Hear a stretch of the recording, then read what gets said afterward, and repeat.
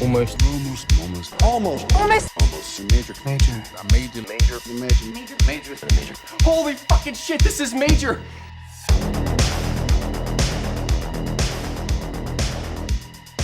Hello, and welcome to the first episode of Almost Major, where we talk about the many major studios throughout the years and the movies they have released. My name is Kevin Tudor, and I am here with my co-hosts, Bryden Doyle. Say hi. Hello, great to be here. And with Charlie Nash. Hey. Okay, so our first movies we're going to discuss today are Stir of Echoes 1999 and Soul Survivors of 2001. So before we start that, we're going to talk about pretty much what we're going to be doing with this podcast. So it's going to be various type of mini-series about different type of mini-majors. Our first one is Artisan Entertainment, and after that's done, we'll go on to another mini-major, and it just keeps going from there. So to talk about the movies we're going to be doing, like I said, today is Stir of Echoes and Soul Survivor. We're also going to be covering Permanent Midnight from 1998, Requiem for a Dream 2000, Blair Witch Project 1999, Blair Witch 2 2000, Ghost Dog, Panic, etc. So it covers the gamut from 1998, I think, all the way to 2003. When was the 2004 with the Punisher? That's the last one. Some of the episodes are going to be themed, like this one is a supernatural horror theme. Some of them are just by year. Some of them are wild, like I want to do the Jerry Springer movie and also talk about House of the Devil 2003 at the same time, because why not? So yeah, it's going to be House of the Dead. Yes, House of the Devil would be actually fun to talk about, but I haven't seen House of the Dead since it came out, so that's going to be fun. I've only seen the trailer, and I remember I saw a movie with my mom when that trailer was happening, and all I remember was a guy sticking his tongue in someone's ear, and my mom just going, ugh. Yeah. That's the only thing I remember about that movie. Or advertisements for it, at least. Well, they're on an island, and there's a party sponsored by Sega, because of course. And then there's a lot of jumping up in the air, slow-mo Matrix ripoff shots 4 years later, so it's going to be fun. It's going to be fun. I think that's Uwe Boll's first big movie. I think so. His first big one, I think. Artisan birthed the legend of Uwe Boll. Uwe Boll. Yeah, because I think after that's Alone in the Dark, and then it's a shit show after that. But I think that's his first. Anyway. I remember I had the opportunity to see Alone in the Dark on my birthday, and I went with Hide and Seek instead. With the Robert De Niro, Dakota Fanning movie everybody loves so much.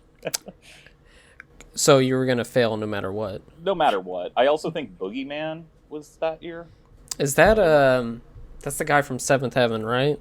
Yeah, and Zooey Deschanel's sister, whose first name I can't think of. Emily Deschanel. Emily Deschanel. From Bones. Yes. Bones. Bones. Everyone's favorite show. Yes. I did see that when it came out. I remember nothing about it. I just remember the cover. That's it. So enough about Bones. We were talking about Bones? Is this a Bones podcast? No. Let's get into, I'm going to run down the origins of Artisan Entertainment and where it starts. And it actually starts in 1981.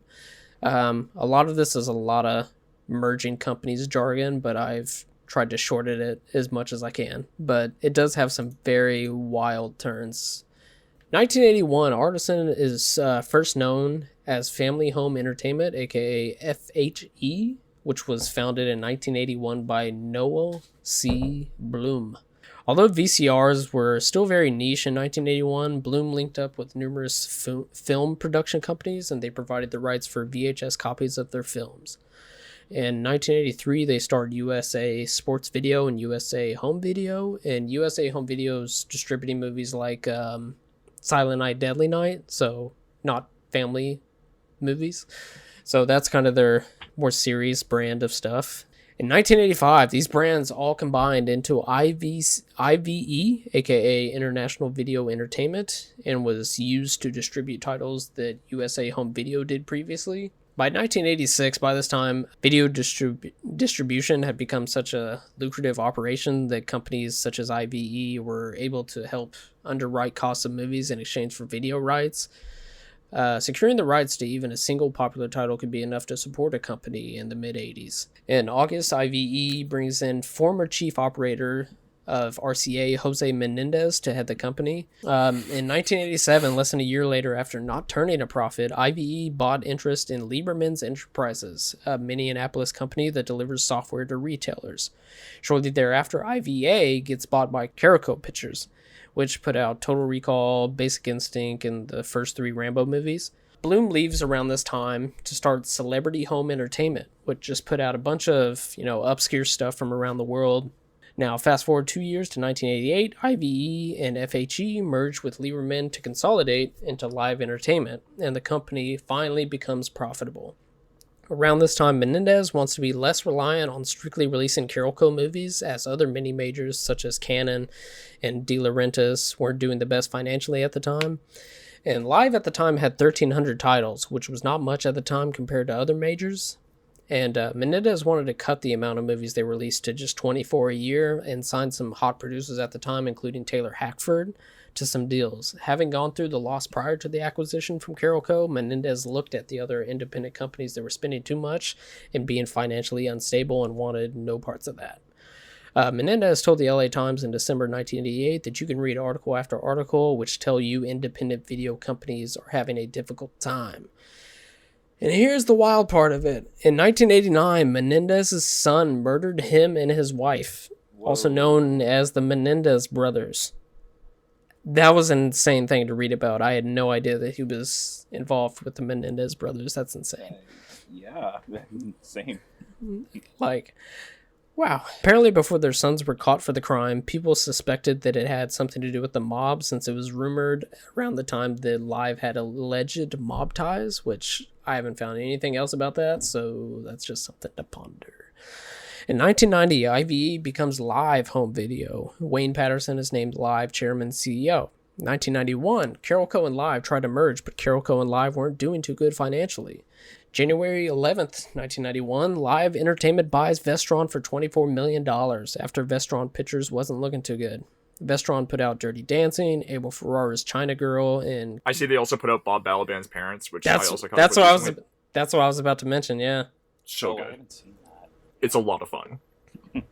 Stuff starts to change a little bit. In 1992, Live Entertainment starts to produce, but mostly co-produce theatrical films from 1992 to 1998.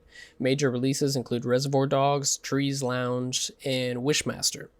1994, Roger Balagi, whatever his name is, took the helm of Live. His influence as CEO was profound. As The Hollywood Reporter explained in April 21st, 1997, he was, quote, instrumental in transforming Live from essentially an acquirer and a supplier of home video product into a diversified entertainment company that competed with major Hollywood studios. 1997, despite Balag's efforts to transform Live into a new sort of company, his freedom to operate was constrained by the pressure of Live shareholders. In April 1997, the situation changed dramatically when Live agreed to be acquired for $150 million and is taken private. Live's new management, Los Angeles Times explains in July 1998, loudly vowed to turn Live into the preeminent independent motion picture studio. Although Balag was initially retained as Live's chairman, new executives Bill Block, Mark Cercio, Mark Cercio and Amir Cercio. Mark Cercio and Amir Mullane strove to craft a new image and purpose for Live. In 1998, after these accomplishments, Live focused on polishing its image. Quote, "We were tarnished by the past," Cercio confined in LA Times July 27, 1998, referring to the Menendez scandal, as well as some mediocre films Live had created. To emphasize the break with the past, the company changed its name to Artisan Entertainment in April 1998. "We decided Artisan best described our drive and dedication in bringing quality entertainment to audiences worldwide," Cercio said in a press release explaining the company's new moniker. Even more important to Artisan's reinvention were the relationships it formed with top filmmakers. With acclaimed directors such as Steven Soderbergh, Artisan sought only financial stakes and did not meddle in creative differences. The strategy paid off. July 10th, 1998, their first film, Pi, was released. They finally start to become profitable, and the rest is history. So there. It's funny. I think the first Artisan film I ever saw was Requiem for a Dream, and then I went back and watched Pi. So definitely, that's the same thing I did. Yeah. Because I had I think like in the early 2000s, there was a 2-pack DVD of Pi and Requiem for a Dream. There was. Yep, I remember that. Yeah, that's what I did to, because I'm 1000% my first Artisan movie was Blair Witch Project, had to be, and then probably Requiem right after that. Brian, what do you remember of Artisan? I think the first, like when you sent me the list of Artisan's movies, I think the one that I saw first was probably The Limey, by Steven Soderbergh. I remember watching that with my parents when I was like in 8th grade. But I do remember, I think, recognizing the logo, or remembering the logo is The Way of the Gun, which was Christopher McQuarrie's debut, because that movie starts right off with like the logo's there for like half a second, and then Rolling Stones' Rip This Joint plays like as soon as the logo drops. I remember like that very specifically. It just like starts right in, and that's like the Artisan logo. It's like, oh, okay, that's what I associated with. But yeah, because I always associated with that zoom in before Blair Witch, and I was like, oh fuck, some scary shit's about to happen. I don't like this logo. I don't like what's about to happen. It's gonna be scary shit. Oh yeah, we should probably explain who we are. We just said our names. It's first episode, folks. My name is Kevin Tudor. I used to be a film journalist for a few years, and now I'm just a film watcher. But I guess now I'm a film podcaster. That's where I'm at. What about you, Bryden? Yeah, I'm Bryden Doyle. I'm based here in Ontario, in Canada. I am currently in the Cinema and Media Studies program at York University, taking online classes right now. I did a little bit of film writing when I was in high school. I wrote reviews for my local paper, which like started out as writing stuff on Facebook, and that sort of waned a little bit as I went into university. But I have had a couple of writings recently in like school magazines and like in the school newspaper. So yeah, just writing sporadically. But like I'm just happy to be watching movies too in my spare time and talking about them now with you guys. Right. What about you, Charlie? Yeah, I'm Charlie Nash. I'm a member of the Boston Online Film Critic Association. Not as active as of late, especially in these post-pandemic times, but occasionally write for Edge Media Network and other various outlets that I can pitch to. And I'm also currently a supervisor at the Coolidge Corner Theater in Brookline, Massachusetts, which has been around since 1933 and is a theater that is very dear to my heart, and have been seeing movies there for the past over 10 years at this point. So yeah, hell yeah. Okay, so we're gonna go in the way of release. We're gonna start with Stir of Echoes so that we can finish big with Soul Survivors. Let's see, Bryden, do you want to give us a little update or tell us about Stir of Echoes? Sorry, I can't talk. Oh, I saw a guy who got a 2-inch needle stuck into his arm while he was under hypnosis, didn't feel a thing. Okay, Kreskin, prove it. Hypnotize somebody. Yeah, do me. No. Come on. What's the worst that can happen? Close your eyes. Close your eyes. Why do I know that song? Are you okay? What the hell did she do to me? He hasn't gone to work. He sleeps like 12 hours a night. Why are you digging? The man's switch got flipped. He's a receiver now. She's taking him away. She was here. What's the problem? I see people turn their heads and quickly look away. Like a newborn baby, it just happens every day. Don't be afraid of it, Daddy. No! Whatever door you open in my mind, I want you to shut it. Yeah, so like basic rundown of the plot. Stir of Echoes stars Kevin Bacon as a lineman, fixing telephone poles and whatnot in a Chicago suburb. He has a wife played by Catherine Erb, who I think later became famous because she was on Law and Order, or one of those iterations. Yeah, and Criminal Intent. Right. Yeah. There we go. Yeah, I didn't watch that, but I just know that's. I looked up her filmography later, and that's what I know. Yeah, so they live in a Chicago suburb. They have a young son, and the movie starts out where their son is talking to some unseen entity. We don't really know what it is at first. And then when Kevin Bacon goes to a party, he volunteers to be hypnotized by his sister-in-law, Ileana Douglas, who is sort of like a flighty, hippie-ish type person, it seems.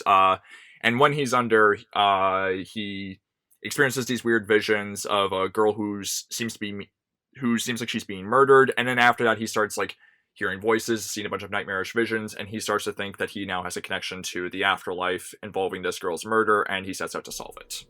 There we go. That's we'll get into more depth right there, but that's just to give you a little bit on it. Stir of Echoes released in the U.S. September 10th, 1999, but it was in wide release. It went to 1,888 theaters. It was a budget of $12 million. Its first week, it made $5.8 million. It went number 3 at the box office. It finished with $21 million domestically and $23 million worldwide. Put in marketing and whatnot, it was probably a good return on investment, although I'm sure, which we'll get into it, they were probably pretty upset with the 6 cents of it all. It was written and directed by David Kemp, who wrote Jurassic Park, Spider-Man, Panic Room. He also relinked with Kevin Bacon last year with You Should Have Left, which he also wrote and directed. I haven't seen that. Has anybody seen that? I have not. Was a co-writer of Carlito's Way and Snake Eyes. He's done some De Palma too. Yeah. De Palma's thanked in the end credits of Stir Echoes. He thanks De Palma, Soderbergh, and Andrew Kevin Walker, the screenwriter of Seven, which is really funny. I haven't seen You Should Have Left, but I have seen some of Kep's other directorial efforts, including Ghost Town with Premium Rush, which I really liked as a kid, and Ghost Town with Ricky Gervais, where he also sees dead people after having like a near-death experience, and Mordecai, which, you know, is its own thing.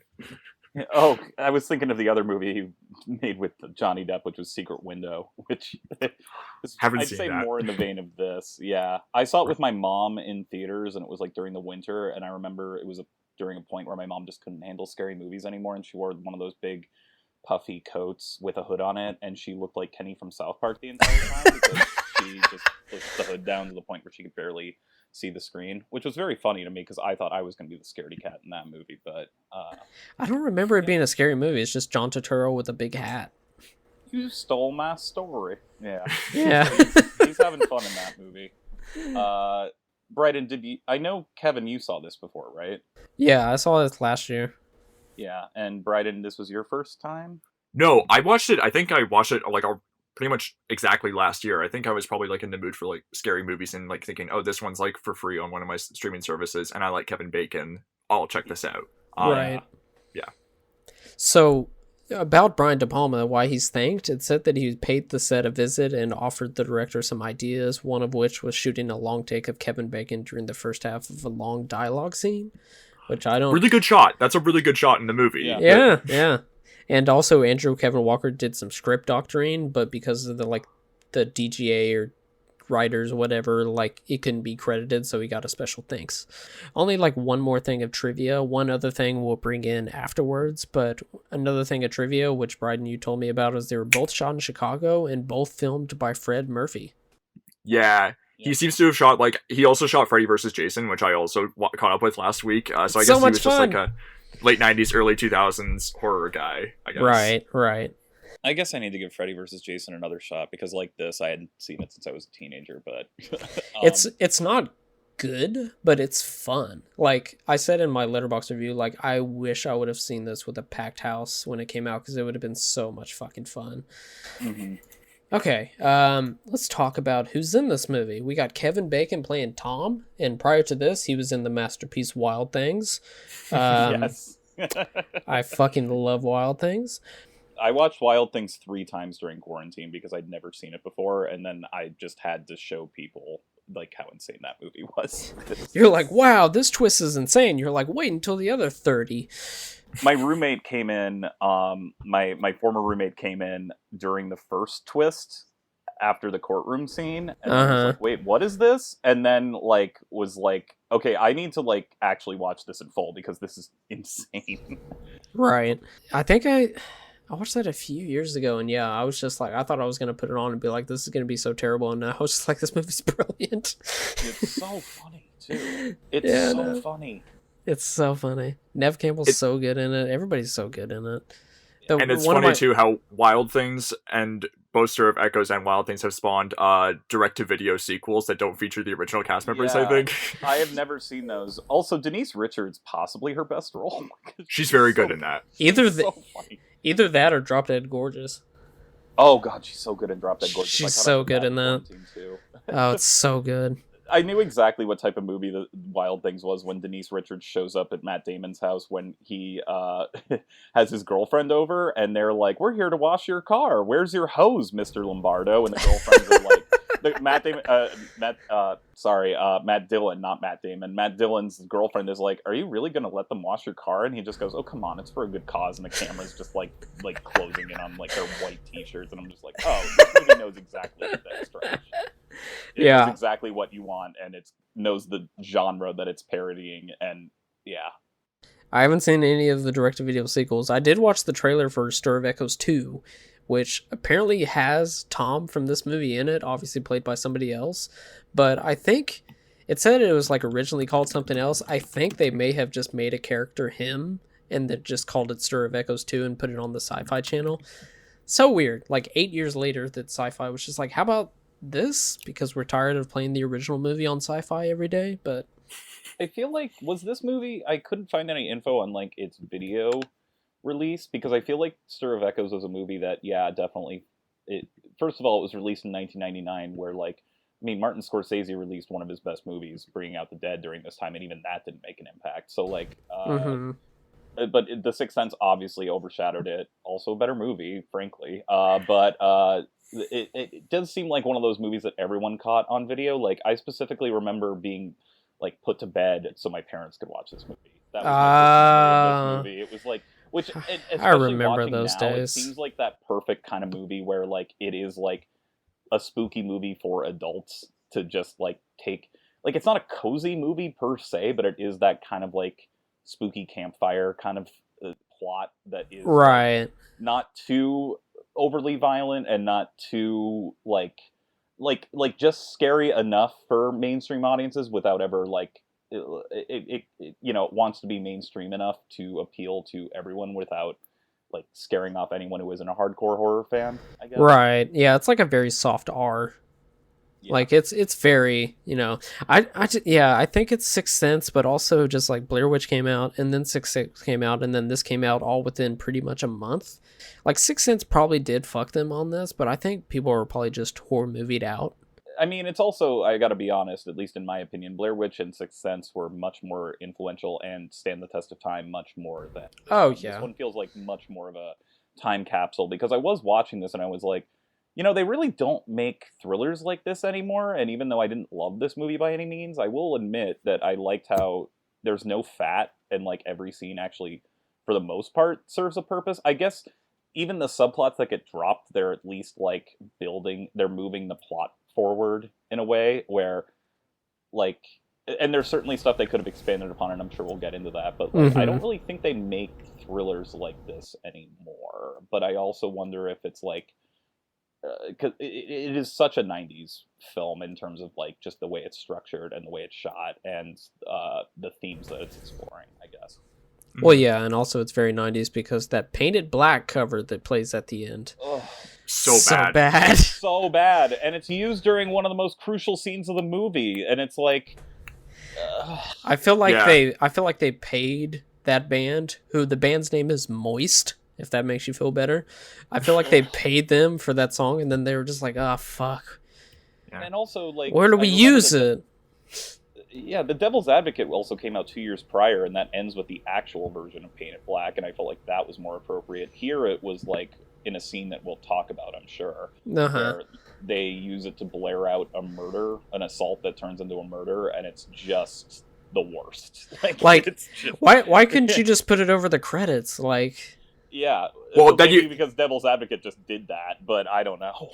I mean, yeah, they kind of mess up the end credits song where it's like some like a very like lighthearted pasta. It's like la la la la la la. It's like kind of not the right tone that you want to end the movie on, but it's I was disappointed that we didn't get any Social Distortion, because that's the T-shirt that Kevin Bacon's wearing. To show that he's a cool guy. He's a cool guy. He's in a band. Okay. I guess before we get into the actual movie, as far as going beat by beat, Charlie, you kind of said how you kind of feel about it, but just like a quick reaction of what do you think of Stir of Echoes? Oh, me? Yeah. Yeah, like I saw it 10 years ago, or when I was no, more than that. I was a teenager, and I was very underwhelmed by it. And now watching it again, I don't love it. I kind of had the same reaction, but I do feel nostalgia for these types of like lean thrillers that don't really get made anymore and aren't exactly. I don't even think this movie's dumb. I just think that it's not as fleshed out as it could be. But like, for the most part, I feel like, you know, I liked how Kevin Bacon was a blue collar worker. I especially love Ileana Douglas, who is the MVP of this movie to me. The wife, I think, mostly acts sane, except for one crucial plot point that we will bring up that is like apparently she just forgot that happened like after that scene happened. Yeah. But and it also, I guess it has to deal with the fact that there were a lot of movies in the late 90s and early aughts where female ghosts are communicating with the living, and it's always for the same reason. And, Avenge me! Avenge me, yeah. And I feel like this movie actually, like, I had a similar reaction to it as a teenager in terms of, like, where it was set up, what it was doing, and then the more that gets unraveled, the less interesting it becomes, and the more basic. It's not, like, bad by any means. Like, it's a total, like, you have nothing to do, you might as well watch it type of film, but I don't think it's, like, you don't really kind of walk away feeling satisfied in any way other than, like, oh yeah, it's just it's very much a product of its time, which, you know, I miss 90s style thrillers, and I watched a lot of them during quarantine purely for nostalgic reasons. But yeah, apart from the performances and some, you know, some effective moments, I also feel like it's kind of like all these movies that are put into a blender. You have, you know, the kid who talks to, you know, the dead. You have the Scatman Crothers like character from The Shining. You have, you know, looking in the mirror and kind of ripping your face off scenes in Poltergeist here. You have a lot of stuff that is all kind of feels like greatest hits in a way that feels like a homage, but like David Koepp is not. I feel like he's the type of person where you can take one of his scripts, and if an auteur like De Palma or Spielberg or Fincher adapts it, he can bring that to life in a way that is more interesting than his visual style, which isn't bad per se, but it's very, like, it's competent, but it's not anything, you know, entirely noteworthy, if that makes any sense. Well, yep, 1000%. A lot of The Shining also, with the dynamic of Kevin Bacon and his wife, definitely feels a lot like The Shining, and of course the Scatman Crothers thing that popped up, and I was just like, oh, you just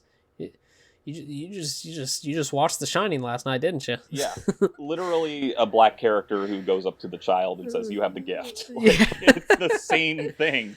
Yes. Yes. Oh boy. Okay. And there's nothing wrong with greatest hits. It's just, if you're going to be a homage, I feel like you better, like De Palma riffs on Hitchcock all the time. That's what he's known for. But he has his own, you know, auteuristic style of long takes and split screens. And I feel like Koepp just loves these movies, and it's not like anything's quote unquote bad, but it's just not like anything special.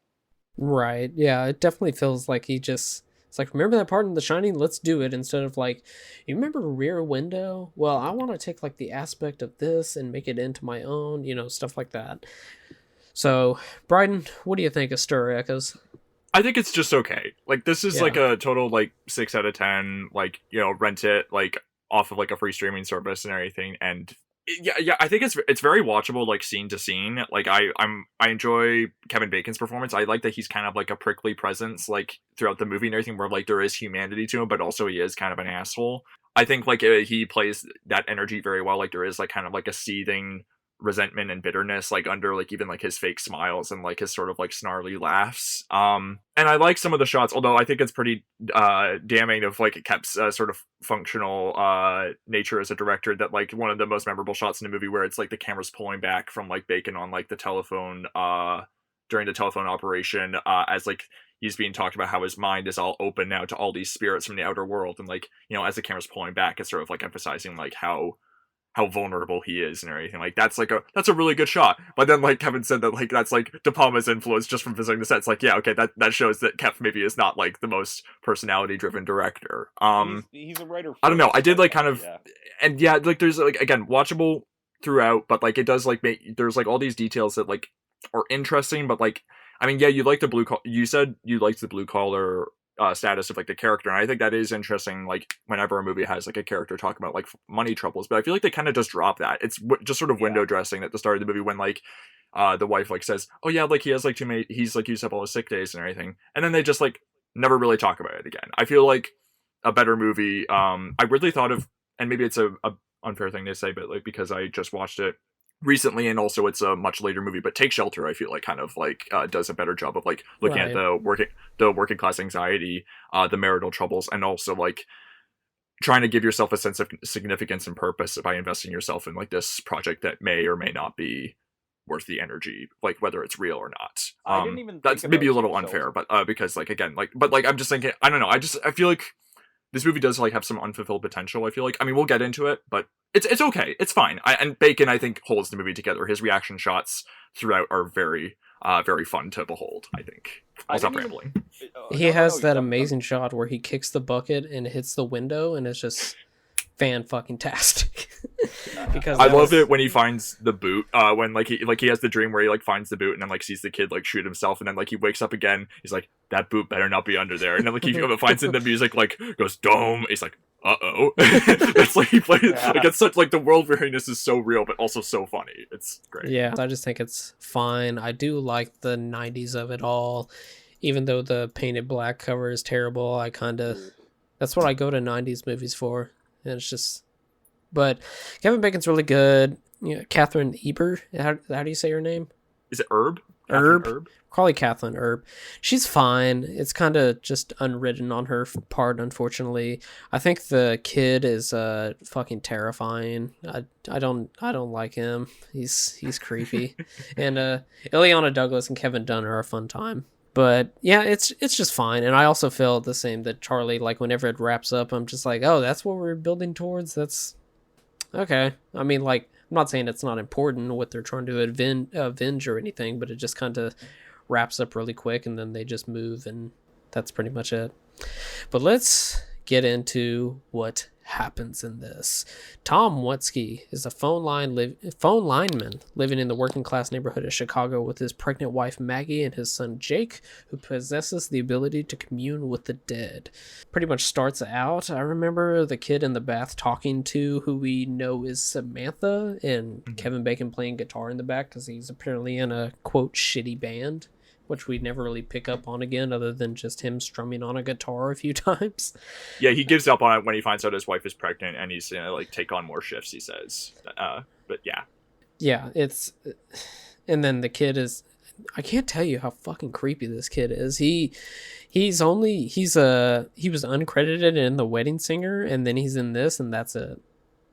Yeah, he's just creepy. Oh yeah, that opening is really creepy, with like where it's just like the close up of the kid and like you don't see who he's talking to, but you know he's talking to someone, and then like it cuts to the reverse angle where it shows he's just talking to an empty wall. That's like really like I dunked a little bit on Kep like as a visual stylist, but I do think like that is like a pretty like well crafted, like subtly effective, like low key scare. And I also like the sort of added touch of like Kevin Bacon being just sort of like blurry in the background, kind of like disconnected from his life, and not really showing his like that's sort of like he's disconnected from like everything else in his life, and then just sort of like forces him to like take charge, this ghost thing. Speaking of Kevin Bacon, we forgot to finish up on him. Sorry about that. No, it perfectly. I just lost track. But year after this comes out, he's in Hollow Man. He's also uncredited in Novocaine in 2001, which we'll be talking about. I had no idea that he was actually in it. Jake, their kid, is played by Zachary David Cope, which I just told you he was in Wedding Singer, and then this. And then Kathleen Herb plays Maggie, Tom's wife. Her first movie was What About Bob in 1991. She was also in Mistress America in 2015. This is definitely her biggest role. And then after this does 20 episodes of Oz, takes a decade off, and then, like we were saying, has a role in Law and Order for like 120 episodes, just lives off of Law and Order.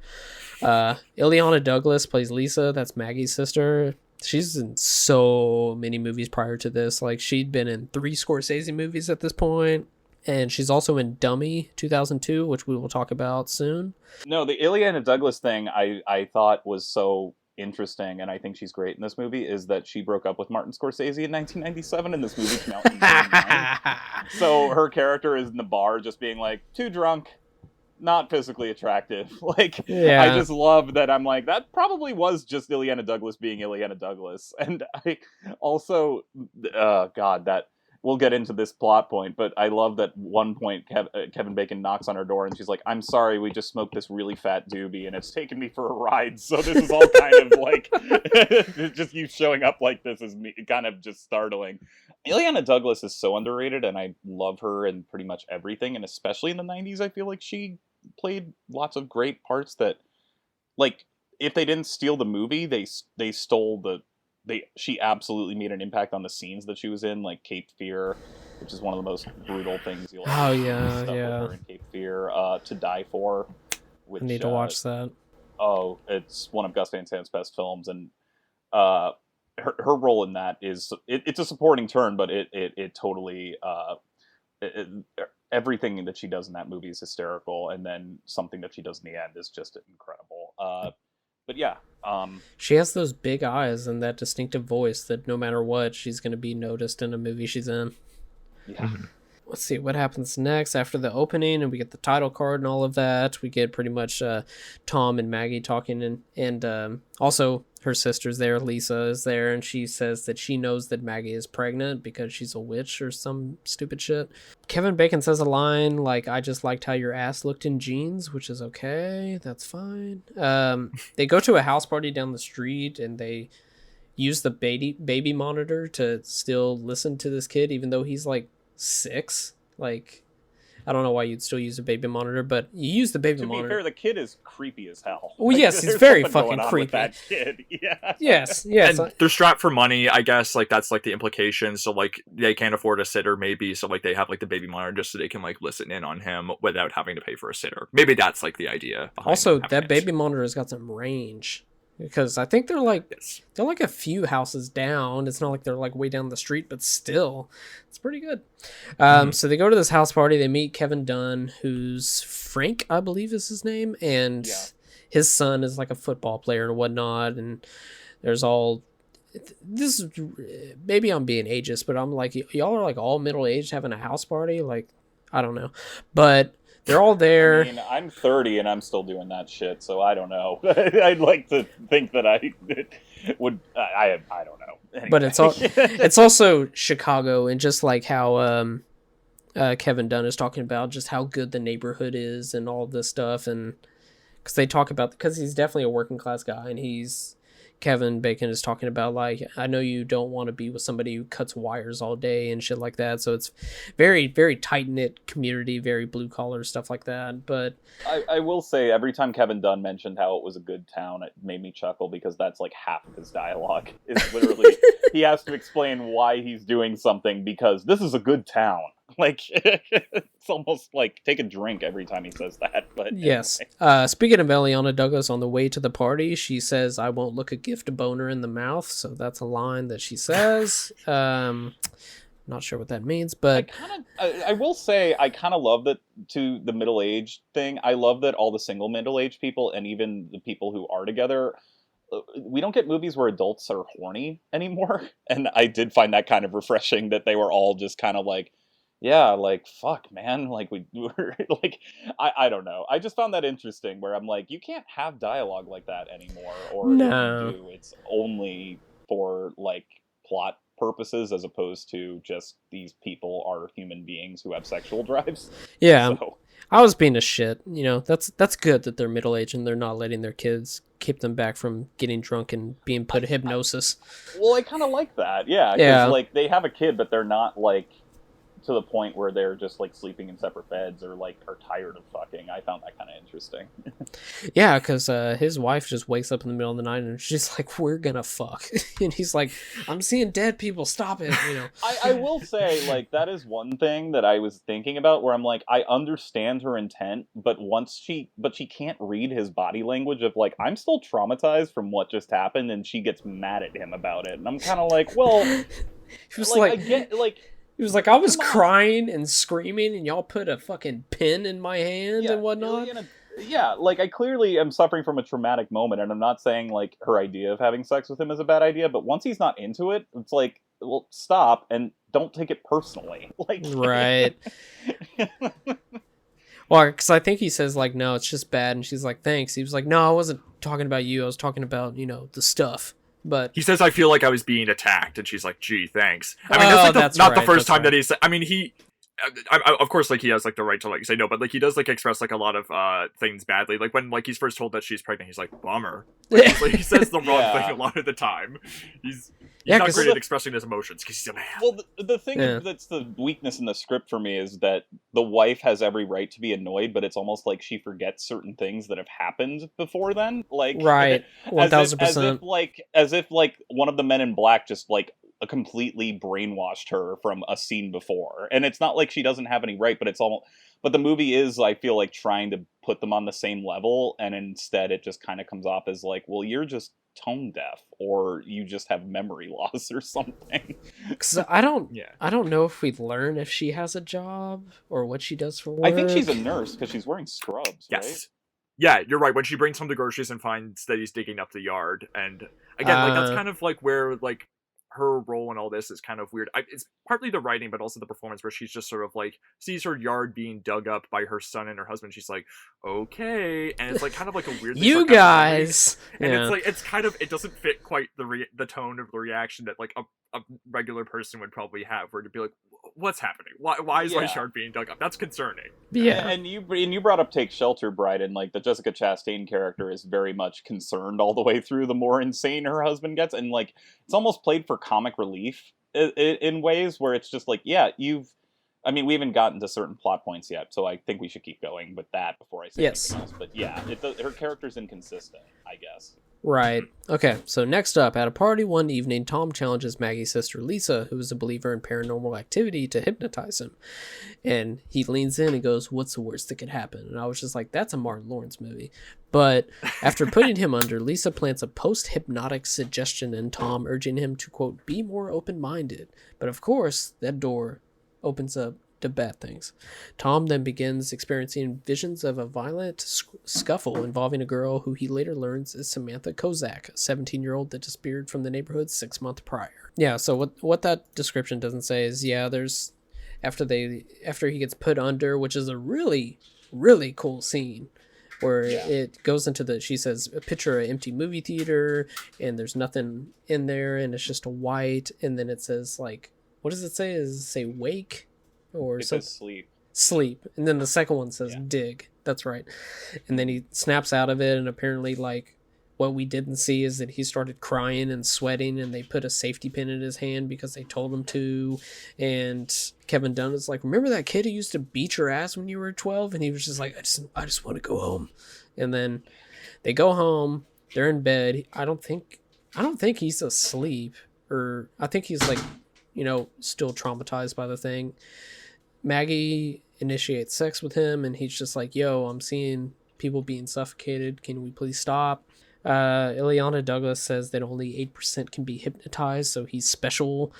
He then goes into the bathroom and pulls out his tooth, and then realizes this is all in his head.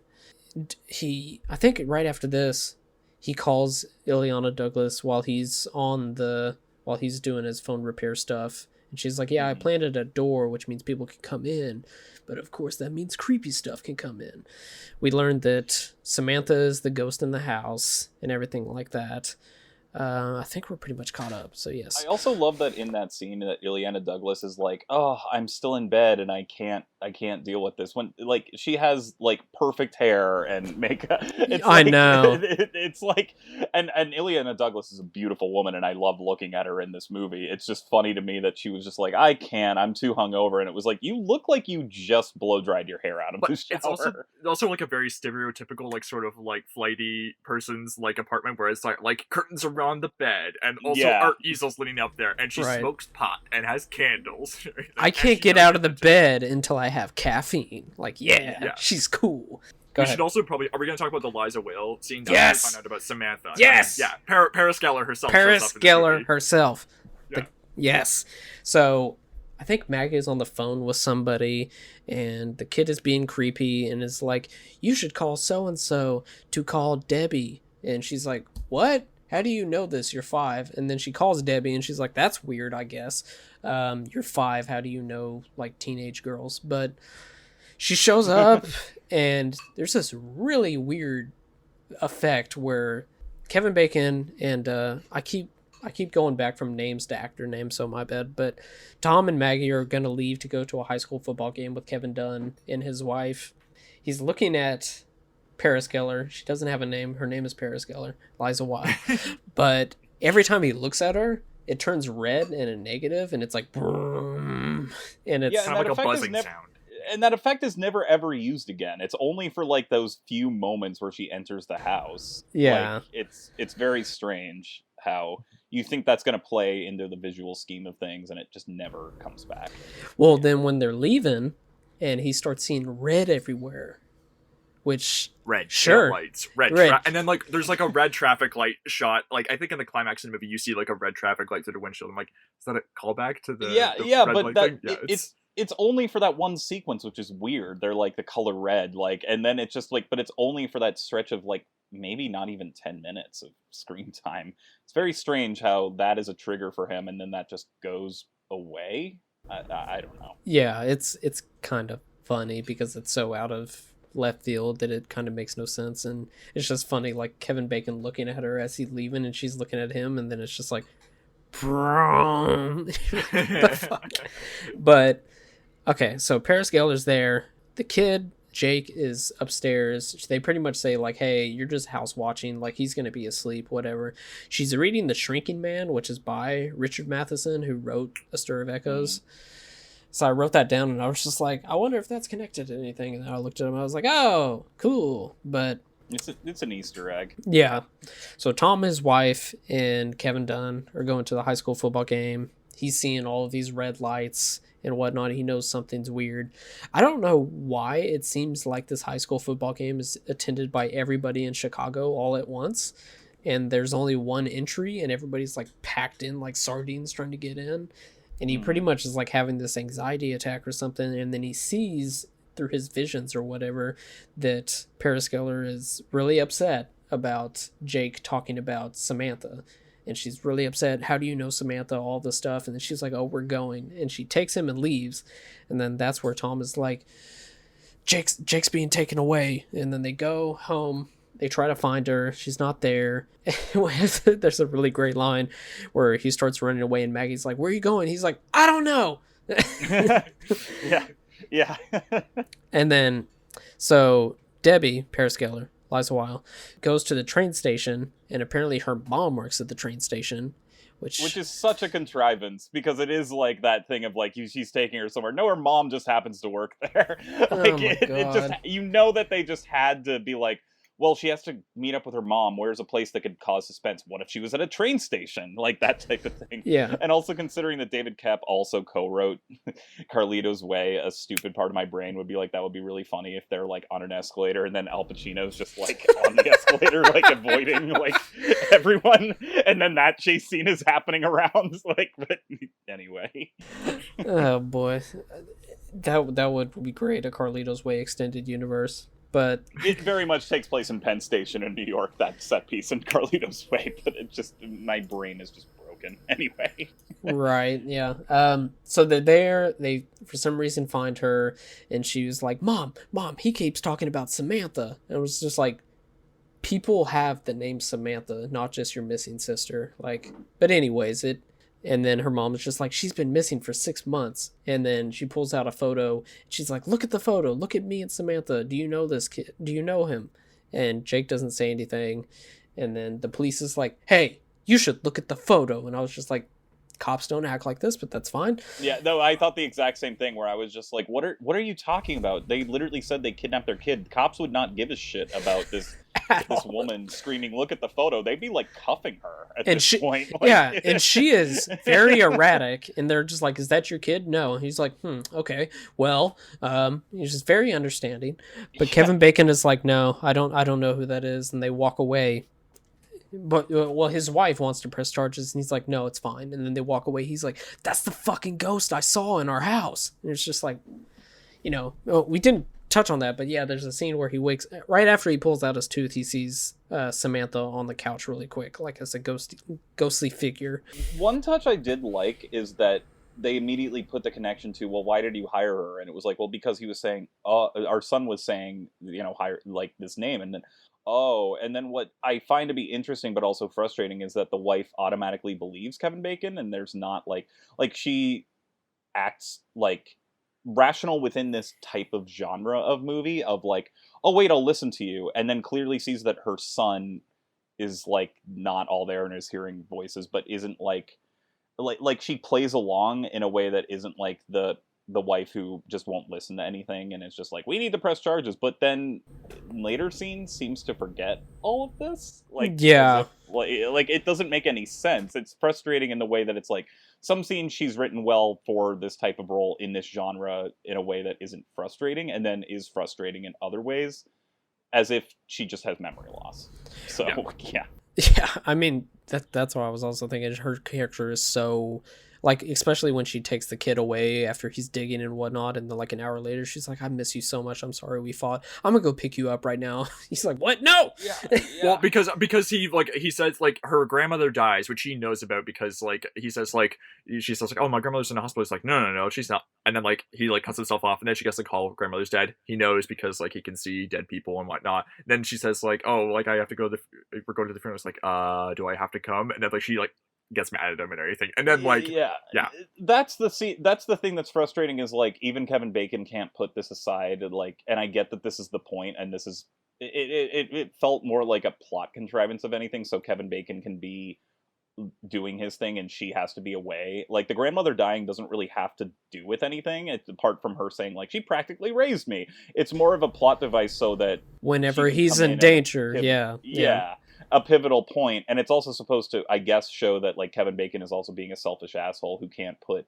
this one thing aside for a day at a funeral. This man has to dig, okay? He has to his dig. motivation for solving the mystery like changes from scene to scene. Like he's like initially, I mean, I'm jumping ahead a little bit, but like when he goes to an Ileana Douglas at one point and says like, get this fucking thing out of me. I do not want to be seeing dead people anymore. And then he goes under and gets the dig message. And then I guess like that's just enough for him to want to keep solving the mystery. But it's like, but what is it? Yeah. Yeah. Previously he's acting like, I don't really give a crap about this dead girl and everything. Like, but then like all of a sudden it's like the only thing he cares about. And it's like, we maybe needed like another scene or something where he's like, where like he's coming to terms with like why he wants to do this. I guess. Yeah. Oh, I'm sorry, Brendan. I interrupted you. No, I was just gonna say, I do kind of like how much Bacon kind of his character sucks in this movie. I do think like that lends it a bit of interesting tension. I don't know, I guess I'm just, maybe as I'm getting older, I like characters who are kind of like irritable, and I think it also just like lends a bit of spiky energy to the performance where he is like, even when he's like, getting like trying to interact with his son, he's like being very kind of insistent and like a very hostile kind of like, right, just, like, that's the like, next scene hands, like, and that's like, like that's I do like find that gives the movie a bit of an edge, but I don't know if the movie necessarily interrogates it that no it is that thing too where it's like, okay, I can't get this thing. I guess it's just supposed to assume that he's like, get this thing out of me, and then when it's like, okay, I can't get this thing out of me, I have to dig. But like the character themselves, I don't want them to say it out loud, but it does make it inconsistent with like, he immediately went to, I don't care, I'm not committed to, I'm fully committed now, and you're just supposed to make that leap of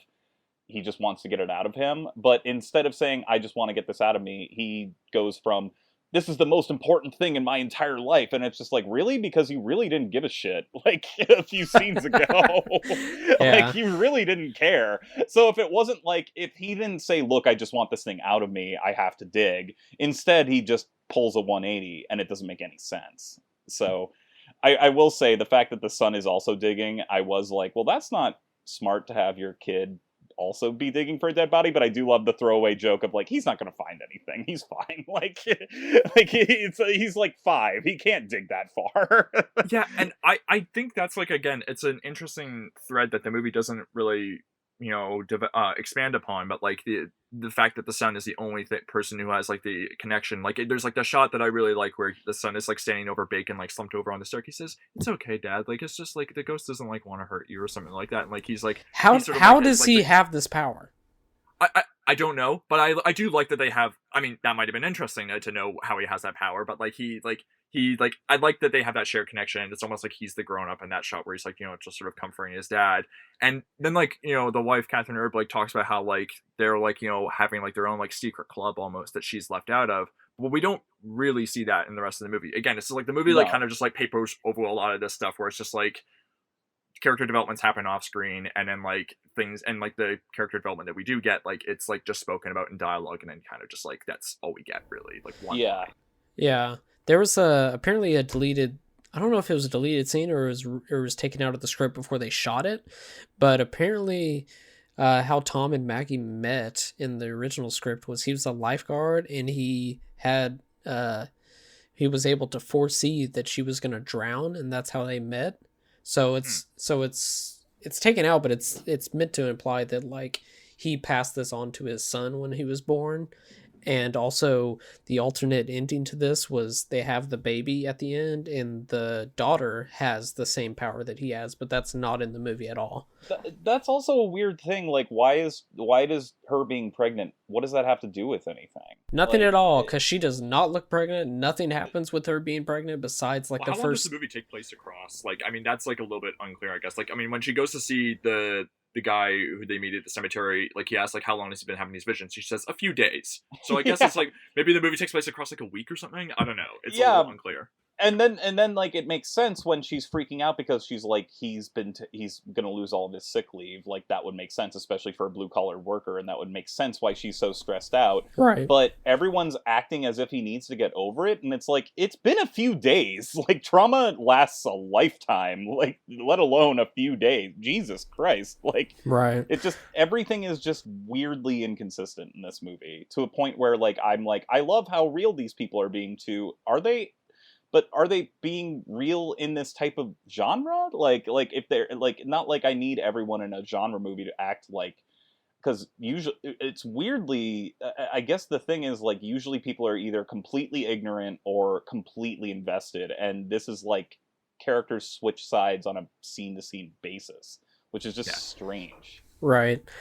After they find the kid and bring him home, the kid like has somebody talk through him and says like, then like there's a deep voice and it's like, you talk to me, and I was like, what? He's like, don't talk to her, talk to me. Yeah. That's like the voice the story kind of goes. I mean, it's like meant to be creepy, but it's like hilarious. Yeah, and then he's just funny. Like, what? What'd you say? And Maggie's like, stop. He's like, no, what'd you say? Say it again.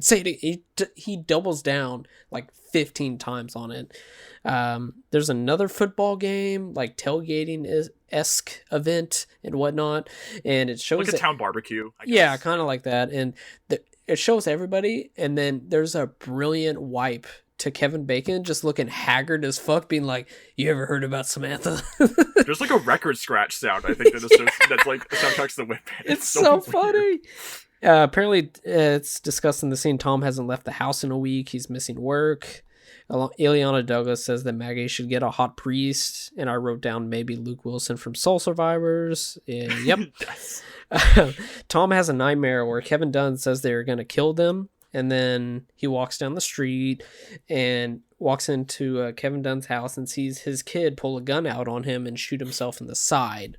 What is this kid's name? Adam, I think, is the kid's name. Yeah. Adam, right. And then he wakes up, and then he doesn't see Kevin Dunn in his house, which is a creepy sight to behold.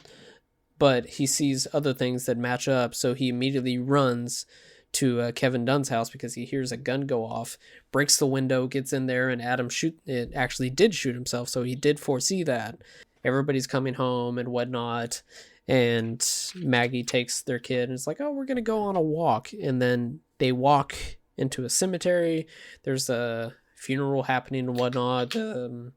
There's a army guy or something or another sees Jake, waves to him. They're walking around, and then this army guy who's 1000% just Scatman Crothers from The Shining, and it's just like, your kid has the X-ray eye and knows his name. The kid knows his name. The army guy's like, you have to have your dad call me because it's with him, but it's not with you, Maggie, or something like that. The mom is leaving. She says she's going for a movie, and like, Oh yeah, the kid is just like, "Hey, Dad, you should play the guitar like this," and he's like, "Where the fuck do I know that song?" And I don't think that actually resolves itself. I don't think, because right in the, No, it I think it does, because remember he's like he's trying to figure out where he knows the song from, and he's like going through all the CDs, and he's like got his headphones locked in, he's locked into his own world and ignoring his wife. And then is it supposed to be Painted Black that he's playing, because that's the song that he's playing? It doesn't sound like it in the moment, but like, yeah, I mean, that's the only thing I could think of how it links to like the visions he's seeing and the sounds that he's hearing. That's my guess. So she says she's going to a movie. She's actually going to see Neil, the guy from the cemetery. She brings a knife, which comes into play later. Neil knows everything that's happened to Tom, says Samantha is waiting to be helped. So she goes home. She doesn't even tell Tom about it, right? She just goes straight to take a shower.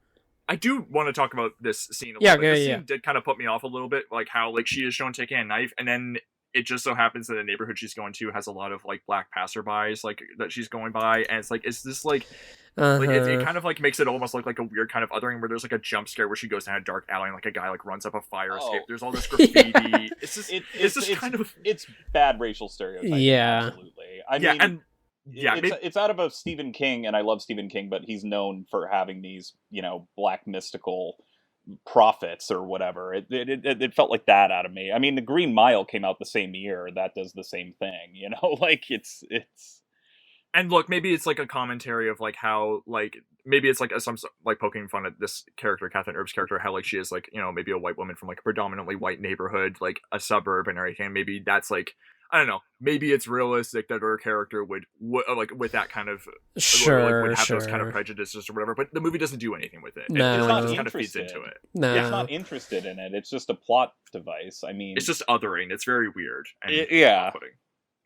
It has so much. It's so plot driven, and there's no fat in terms of like there's what's weird is there's a lot of subplot fat, but there's no fat in terms of moving the plot along. It's just that it doesn't care about examining anything other than just keeping the gears moving forward. I mean, like the working class, like with like the working class anxiety and like the marital troubles, it's all window dressing. Like you think like it would make for a more interesting movie, but it's just like it's pretty much just dropped, or like, you know, just like kind of like moving the gears along the plot. Also, that black character is a cop, and he's got this like weird underground thing where he's like living with like 10 people that are like, who the fuck's at the door? And he's like, they don't want you in here either. It's just like, what? So like totally inconsistent. Like, but the movie's not interested in examining. He doesn't even have a line of dialogue that can be like, you can't let my job know, like anything. Yeah, it's just weird. Yeah, and like it also just like hints at like a more interesting movie where like you're like thinking, wait, what is going on in that world? Like a world of people like who all like live in this alleyway, like where they can see the dead. Like that sounds like an interesting movie. And then they just like, no, forget it. It's just let's just focus on Kevin Bacon's line man, who's only like kind of like tangent. I mean, at the end of the movie, he's not even. It makes you wonder, why is Bacon the one seeing the visions? I mean, it's his house that the murder happens in. I guess it's like jumping ahead, but like it's like why? Like that's really the only reason. He has no real like. He has no real skin in the game, I guess. It's no.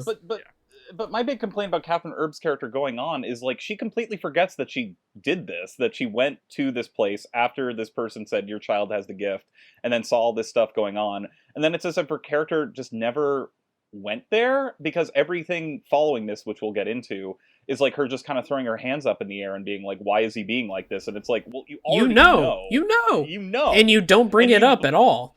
You know, you bought it. Like, that was what was frustrating, is like after the train incident where she was like, oh crap, our son mentioned this babysitter's name, and then witnessed the kid being weird, and then it's like, oh, okay, so she's actually like listening and buying this. She's not being ignorant, and then she's ignorant for the rest of the movie. It's like, what? Like, I don't understand.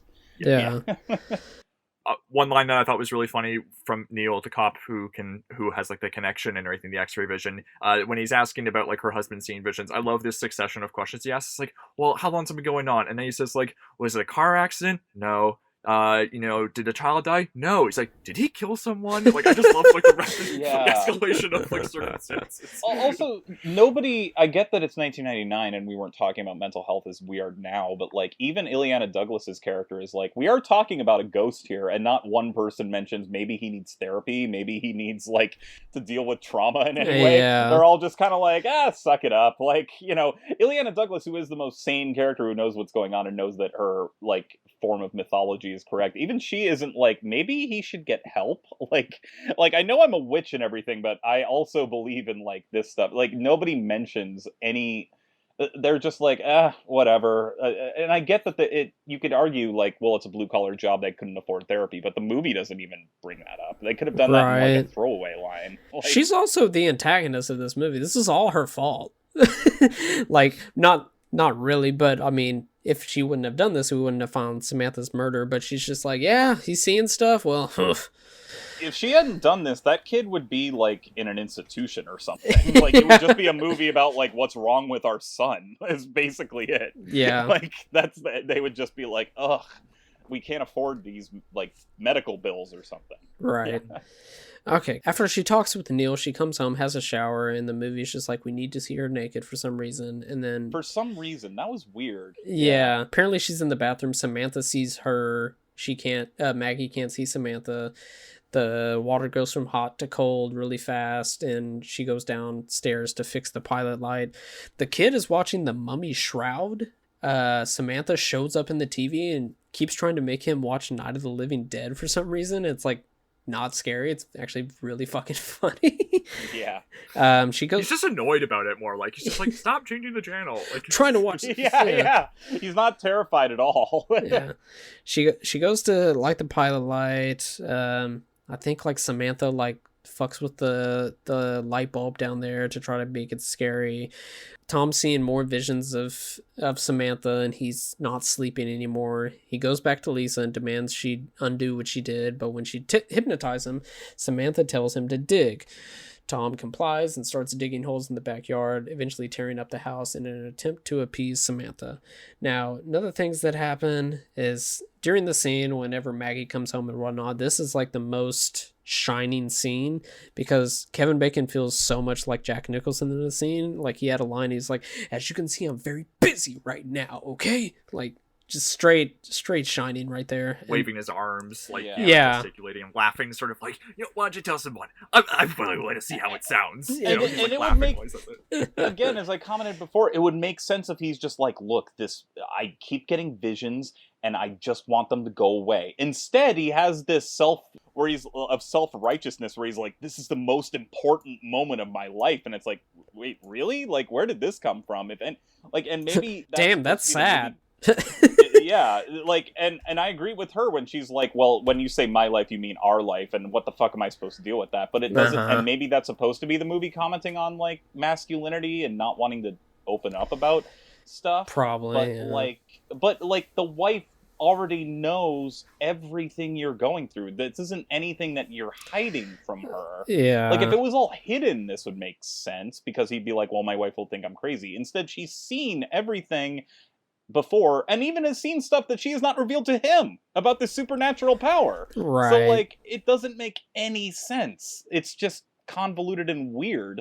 And then, of course, she gets annoyed. But yeah, as Bryden pointed out before, where she's like, oh, guess I won't be cleaning that up when she sees the mud tracks going through. It's like, well, of course, your husband's like dealing with trauma and is clearly mentally ill, and you're just kind of like, I have to do my wifely duties. Yeah. Like, I guess I'm not cleaning that up, and it's just kind of like, so you act like human beings, and then you don't. Like, it's just weird. Yeah. Maggie's grandma dies. Kevin Bacon is the dirtiest man ever in the scene. He kicks a bucket and it hits the upstairs window, which apparently that was unscripted. And that was not a breakaway window, so they just kept it in, everything like that. Maggie. He's also guzzling a lot of Minute Maid orange juice. He stocks the fridge with all the orange juice. He pours 2 glasses, so he says, pours one for. You gonna drink it? Yeah, what's up with that? It's like it's alcohol. It would be better if it was alcohol, because he shoots it like a shot of tequila. It's like, what is this all about? Well, why Minute Maid orange juice? I don't know why. I don't know why that particularly, but when he first gets hypnotized and comes out of it, he's like, I'm so thirsty, and like chugs something. So maybe all these visions just like make him like insane. It takes so much out of him that it makes him thirsty, but maybe But Minute why Maid. orange juice? Why? Because it's not fucking water? delicious. I don't know. But yeah, like she just like Grown man. she just like walks in, opens the fridge. There's nothing but Minute Maid. She's like, that's strange. Like if I came home and that was it, I would lose my mind. Like she yeah, like we've said numerous times, she just doesn't make sense in this movie. But she's also a nurse, so you think that she would, I don't know what type of nursing she's practicing in, but you'd think that she'd be used to like some sort of like, I don't know, medical, like, you know, you probably deal with people who aren't all medical, like, mentally there, and instead she's just kind of like, ugh, whatever, yeah, it's just strange. It's so strange. so weird. So Maggie takes the kid away after Kevin Bacon's like, wait, do you want me to actually come with you to the wake? And she's like, you dick. Then we go to the wake. Maggie apologizes, saying she's gonna pick up Tom, and he's like, no. He's digging inside the house now.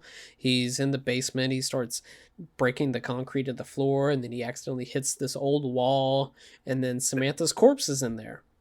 Yeah, I do think it's really funny, the shot when, like, he's on the phone, he's saying, like, yeah, I'm sorry about this. And she's just like, why don't I come get you? He's like, no, don't come. And then, like, the camera pans past the walls and shows he's torn up, like, the floor of his house and everything. Yeah. He's like, just, like, all these inexplicable things just keep piling up that he can't explain throughout the whole movie. He's also looking up at the ceiling and, like kind of laughing maniacally at times. He's losing like, where is this coming from? He gets the jacket. I mean, I love how Bacon throws himself into the performance where he's just screaming and laughing while, like, jackhammering. But yeah. Yeah. Where is it? It's supposed to be like, oh, I'm so insane right now, but it's also like this character just serves whatever. It's not really any concrete form of psychology for anyone. It just serves the purpose of whatever scene they're in for dramatic weight, and it isn't consistent at all. Yeah, and it is super funny that, like, he discovers the body by accident when he's like hitting like the floor below him, but then he accidentally bumps into the wall behind him, and then the body falls like perfectly. Like, yeah. Just okay, like stumbling his way through it. Can we also talk about this? Okay, I know that. Let's just say this is part of the plot. He finds the body. That body looks like it's been mummified for years. Years. And my mind immediately went to this opening scene of Sicario where they find like 40 dead people in the walls. Corpses. Yeah. And they're all like still decomposing, and their bags are filled with blood. And I'm like, this looks like something that was like she has also. I'm sorry, but she has the glasses on and only one tooth, and it looks like something out of Tales from the Crypt. Like it is not dramatically, because it does not dramatically work at all. It looks so goofy. Yeah, because they said that she disappeared like 6 months ago. 6 months ago, and it looks like she's been there for at least a decade. And none of them. I mean, it's behind a wall, but nobody like. It would be like a cool little throwaway line if they were just like, if you notice something smelling, like rotting flesh in the basement, you ever smell that? Yeah. Yeah, that's the other thing is like, it would fucking reek. Like, it looks like, I mean, that's the thing is like, it doesn't make any sense at all. Okay. So yeah, and you also do get like kind of like when he finds the body, like the sort of sped up zoom in shot that feels like a very late 90s, early 2000s technique. I think we even get like a couple of those shots in like Soul Survivors where like a character has like a really shocking revelation and like the camera just like just sort of remember the TV show Dead Zone, whenever he would touch somebody and it would be like zoom in, like that's exactly what this is also taking. Yeah, exactly. But also like the other thing I thought of was like, well, this movie already has an R rating. They're saying fuck all the time. There's nudity. There's even gore, like shots of Kevin Bacon witnessing like her fingernail falling off, and that scene yeah, like that's some gnarly stuff. So I was like, were you just scared to be like gruesome? Because like, why, you already have gruesome shit in this movie, why does this look like a dummy you bought at like the Halloween outlet like yesterday? Right, like it's just strange. Yeah, like we said, it's a very light R rating. It's like it's not going to offend anybody. It's very, very tame for an R rating. Like it's not going to go gruesome like anything else or anything, but it still has characters shooting themselves and like smearing blood all over their that scene rules. That scene fucking rules. Yeah, that is true, but that's like the one like shock scene. Like if that was like the whole movie, because like this movie like is really like going for like kind of a middle-aged audience who like grew up on Kevin Bacon, because there's really nobody else. Like he's the movie star of it, so it definitely makes sense why people would want to see him for him, and it's just he can't really be in that gruesome of a movie, I guess, or something. I don't know. Just the glasses on that dummy just took me so out of it. Like, we have to keep the glasses on her. It's like I get that, like, that could be used as evidence, but when you have a dummy that fake and the glasses are just so securely on her ears, it's like, it's not even on the floor. Wouldn't that, like, right? When her body decomposing, like, just, like, it doesn't make any sense. Oh, and also, I don't know if we brought this up. The actress playing the Samantha is Jennifer Morrison, who like later became like another TV actress. She was on House, and she had like a recurring role in How I Met Your Mother. She was on that show Once Upon a Time. I mean, she's like this is probably like one of her first roles or something. She's in like a lot of stuff. She directed a movie. She did. Yeah, it's called Sun Dogs from 2017. It was put on Netflix. Really. I remember she directed an episode of Euphoria as well. Like, oh, that's interesting. Allison Janney's in it, Exhibit's in it, so that's a good time. But yeah, she was in Allison Janney and Exhibit? Yeah. How have I never heard of this? Hell yeah. Those are two people I would never expect to be paired together. She's also Kirk's mom in the original Star Trek movie. Not the original, but the 2009 Star Trek movie. So yeah, I didn't know that either. Abrams. Yeah, I didn't know this. She was also in Once Upon a Time. Now that we're mentioning her, we should probably talk about the scene, which I think is the best scene in the movie, where he touches her, all dead zones into her. It shows this woman, and it shows this guy, which he's been seeing scenes of this guy from the stoop calling out to somebody, so we now finally see that. He's the son of the landlord who rented the house to Kevin Bacon. Yes. We've like seen it like the barbecues and like the town halls. His son is like friends with Kevin Dunn's son. Yes, That's yes. like how they know each other. I think Harry's his name, and his son is Kurt, I believe. Mm-hmm. Kurt is the one who actually does kill her, but Frank's son, Kevin Dunn's son, is the one who lures her in. And, you know, I guess they're trying to play a joke on her that kind of goes wrong, but they also look like they're trying to gang rape her. It seems like they're trying to assault her. Yeah. I mean, yeah.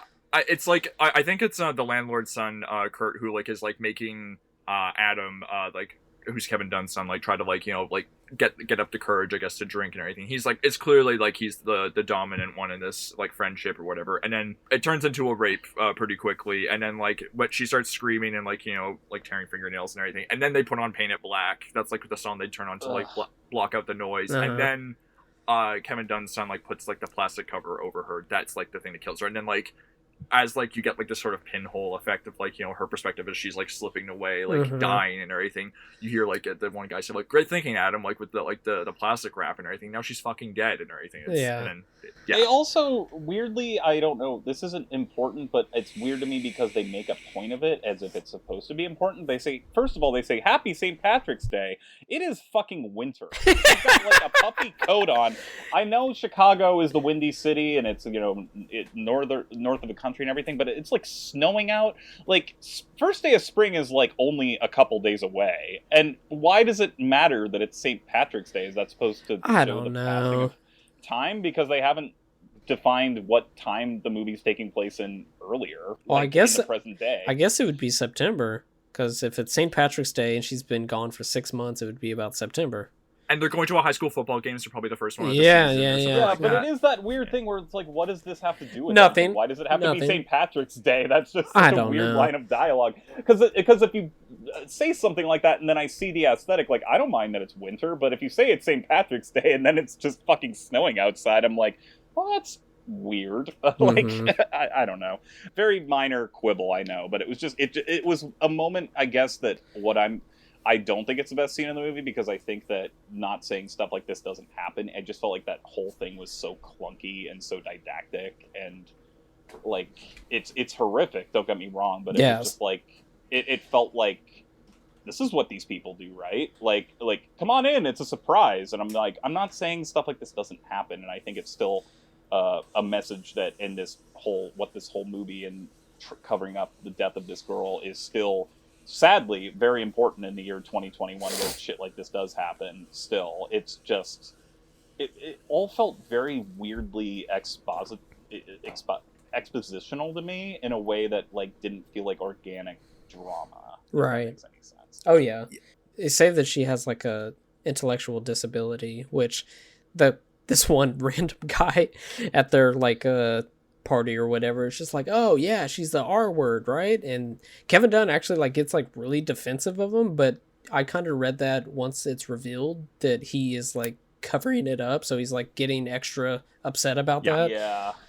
100%. So even in the year 1999, they were like, "Don't say that word," which I thought was interesting because I was like, "That's something you can't say today." And then even the characters themselves comment on it. Mm-hmm. But then, I mean, they like they're commenting on how you can't say it, but then like you still got comedies in like the mid to late 2000s, like 40-year-old version. Yeah. Where Oh they're yeah. still Oh using yeah. the R word. Oh yeah. So like it's like it did take a long time for that word to get phased out. Yeah. It is. Even, yeah. And It's even, depressing to think about, but yeah. And even the whole "you can kiss me if you want," and it's like she's clearly not into it. Like even that was weird to me, where I was just kind of like, "What is this movie getting at here?" Like, yeah, I don't know. Like, yeah, having the movie like be told, I mean, like it makes you like think like, is it? I feel like I've heard maybe people talk about it in relation to this movie, like talking about. I don't know if it was like other podcasts, but like like maybe like. It, like 20 years later is maybe not the best look to have like a movie about a murdered teenage girl be told from the perspective of like some guy who's only like tangentially related to it and everything. But then like I mean weirdly like having it be like her like a girl from like beyond the mortal world trying to reach out to people to like so people could solve her mystery in the real world. That reminded me weirdly of, I mean, it was a book and then made into a movie, but The Lovely Bones, where that movie is from that perspective of the girl and everything. I mean, I don't know if that movie's very good, but like it is, it did make me sort of think about like different perspectives you could tell this story from. Right. Pretty sure that book came out like only a couple years after this movie came out. Probably. Interesting. Maybe they were thinking a Stir of Echoes, like watching the movie thinking, let's watch. I'm joking. Of course. Like, and it is like, this is the other thing, like I don't want to do the whole time trap. Like, it is very much a product of 1999 and I can deal with that. It's just like but that doesn't mean that like it's weird. I don't know, it's weird. And it's not like the movie objectifies her or sexualizes her in any way, and it's not like I was offended by anything that was happening. It's just that I felt like the whole thing was clunky in a way that was just convenient. Right. Does that make any sense? Yeah, it's not perfect, like, but I think just like how it's just very different from the rest of the movie and also very just bleak and very stark, but it's also just like, it just feels like it's a completely different movie, but it's also just like really like once it starts, I mean, Painted Black regardless, like it's just a very arresting scene, and then it comes back and you feel like, wait, what the fuck just happened? Yeah. Okay, we got to speed through the rest of it, even though we're at pretty much the ending. Tom goes to Frank, and it's just like, you need to come over. And Frank sees the body, and Frank admits that Harry, Kurt, and Adam have already confessed that they have already done this, and he's pretty much just like, I wasn't going to let my kid's life get ruined because of a mistake. Leave me alone and whatnot. So Harry and Kurt show up. Harry is the landlord. Kurt is his son, who actually puts the plastic over Samantha to murder her. They come over, voices the displeasure with the tore up house and whatnot because he's renting the house.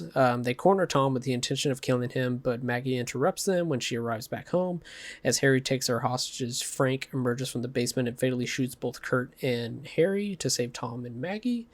Tom notices Samantha's spirit put on her glasses and coat, smile as she walks down the street, and disappears, which I thought was like borderline very corny and then borderline kind of sweet. And then he also says, after he murders Harry and Kurt, he says they were going to kill you, Tom, which he saw in his dream before Kevin Dunn's character, or Kevin Dunn's son kills him, so it kind of comes back. Can I just say that I found that to be a very funny line, because first of all, he says it way earlier, like an hour before, yes. And it was like, well, yeah, I mean, of course they were gonna kill you. Like, his wife came in with a knife and stabbed somebody in the foot, and it was just like, they were gonna kill you, and like, really? I had no idea that was their intention. Like, and then, of course they were. And then their son, like, I guess she had the knife in the purse, and the son, before she leaves the wake, is like, Mom, take your bag, you're gonna need it. And I was just like, Also, when Harry the landlord gets shot, his gun goes off and it goes through the ceiling and goes through Jake's bed, the son. It goes through his bed, and I guess that's maybe showing like just like the sort of nadir. I don't know if that's meant to be like the nadir of like their like these guys' destructive behavior, like just sort of like ruining this safe neighborhood and everything, like infecting everything, which I don't know, that's like, I guess, potentially interesting, although I guess it, at least Jake isn't shot. But these characters only show up when it's necessary to the plot. It doesn't doesn't have them in any other scene other than when it's important to the Kevin Bacon character. They don't feel like flesh and blood people. No. They're just there whenever it's convenient for them to be there. It Yeah. doesn't really, which I'm not saying that like film noir doesn't do that at all, but like this is supposed to be like, I that's the thing is like it's very brisk and very well paced and doesn't let up, but also doesn't have consistent psychology for anyone, and people only show up when they're needed, which makes it all feel all too contrived for me. Right. Yeah, and then we get like the last scene where like they decide to move to a different neighborhood, which understandable. There's some bad vibes in that neighborhood. But then like as they're passing the houses, we hear like the overlap of like whispering voices, and it cuts to Jake, who's like still hearing them, I guess, and like he covers his ears, and then the movie ends. And then it still Which makes doesn't me explain how Jake can hear these voices. I mean, it also like is indicative of like the movie doesn't know like whose story this should be. Should it be I mean, it opens and closes with the sun. Right. Like the first shot is of the sun. Yeah. Last shot's of the sun. Maybe it should have been the sun's story. I love The Sixth Sense, but like it's just kind of confused. I guess as like whose story this should be. Well, that's the thing is like you'd think that David Cup being the screenwriter and director, it would be more focused, and instead it's not, because you're right, the first opening shot, it's practically breaking the fourth wall with the son talking to us, and you're like, oh, it's his story, and then it's like, oh wait, it's Kevin Bacon's story, oh wait, it's this, oh wait, it's so it's like that I think is what's most frustrating about it to me, is knowing that David Cup like wrote and directed this thing and still doesn't have a big perspective. It's also one of those endings, it made me think of, I don't know if any of you have seen this movie, but Gothica basically. Oh, hell yeah. Story, Mm-hmm. which is way dumber and way dumber. flashier. Yes. It's way dumber, but in ways is more entertaining because it's just stupid. And it has more consistency in terms of like what Halle Berry's drive is for this, even though like, I mean, nothing in that movie makes any sense. I mean, she's a psychiatrist who murders someone, and then they put her in the same facility where she treated patients. Like, it doesn't make any sense. But, like, at least her motivation is more concise. And even though it takes place in, I don't know what form of reality, it's like, this one's trying to be more grounded, whereas that one's trying to be much more stylish. And whether or not the style works for you is one thing. I still think this is a better movie than Gothica, but Gothica is the type of thing that's more fun. And I guess it is that weird late 90s, early 2000s thing that I commented on before, where you look at this, you look at The Ring, you look at The Grudge, you look at Gothica. We were weirdly obsessed about movies where ghosts who are women were murdered and are howling into the void, and there's one person who can hear them, and yet they're not really about anything, which is strange. Like, yeah. I mean, I'd say The Ring is the more weirdly, the most popular and most subversive is The Ring, where it's like, well, she was, Naomi Watts also was like trying to help her, and then it's like, well, she didn't want to be helped. She just wanted to, she's too angry. She's too traumatized and too angry even in the afterlife. She has to like spread her trauma to everyone else. Here, it's like they're saved, and I don't think that's... No, I'm not. No.